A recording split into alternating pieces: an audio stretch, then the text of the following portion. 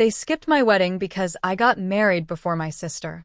That was the moment I knew I was never going to be enough for them. I used to think the most painful day of my life would be walking down the aisle without my parents in the crowd. But it wasn't. The real heartbreak was realizing they didn't forget to show up. They chose not to. I'm 32, newly married, and the family's invisible daughter. Growing up, my younger sister Mullen was the golden child. She was everything parents brag about. Tall, graceful, academically perfect, and even a model by college. Her photo, still framed above the fireplace, is the altar of our family pride. Meanwhile, I was the smart but plain daughter who got a degree in computer science. No celebración. Just a quiet, well done before they went back to booking Mullen's next photo shoot. They adored her achievements. Me? I was tolerated. It wasn't just favoritism, it was conditioning. My mother constantly compared us. Sign me up for diets I didn't ask for, gym classes I didn't want. If you just put in a little effort, you could look like Mullen, she'd say. I tried for years.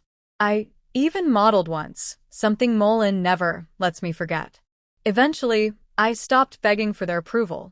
I built my own life, on my own terms. And then, something beautiful happened. I met someone who saw me, who liked my dry humor, my curves, my coding brain. No comparisons. No conditions. Just love. He proposed during a quiet night in with takeout and a rom-com playing in the background. No flash, no crowd, just us. When I told my parents we were engaged, there was silence. No congratulations. Just a suggestion from my mom. Maybe improve your figure before the big day. And then they disappeared. No help with the planning. No RSVP. No response to calls or emails. But I was too busy organizing my dream wedding to dwell on it. My in-laws stepped up. My mother-in-law became the mom I never had. She helped pick the dress, plan the seating. She cried happy tears at my bridal shower. On the big day, I walked down the aisle alone. The front row sat empty. Later, I called my parents. My mom accused me of excluding them, said they never got an invitation. But I had delivery receipts, email confirmations, even follow-ups. They just didn't want to come. And then it hit me. They couldn't handle that I got married before her. Turns out, they had been planning Mullen's dream wedding since before she even had a fiancé, Pinterest boards, venue tours, fittings. But when it was my turn, crickets. Now Mullen's engaged. And suddenly my family is gushing, parading her around boutiques, planning an extravagant celebration. But something's changed. Aunts, cousins, even family friends are quietly refusing to attend. People started asking why my parents weren't at my wedding, and I told the truth. They couldn't stand that I married before their favorite.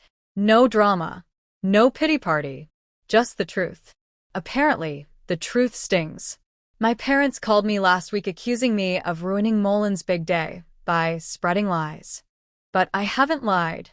I just stopped covering for them. A few days ago, I got a text from Mullen, condescending as ever. She blamed me for tarnishing our parents' image and claimed I was trying to destroy her moment out of jealousy. I blocked her. Then she texted my husband. She told him, that as my husband, it was his duty to manage my emotions and help me be more supportive of successful family members like herself. My husband laughed. He said, "She really doesn't know me, does she?" We read her messages together. Instead of crying, I laughed. Because for once, I wasn't the one being manipulated. That night, I sat on the porch watching the sunset. My husband took my hand and said, "They're never going to change, are they?" "No," I replied. "But I have." And I meant it. I no longer need their approval. I no longer chase after a family fantasy that never existed. The front row seats at my wedding may have been empty, but my life is full of love and, finally, peace. And that's something no golden child can take away from me.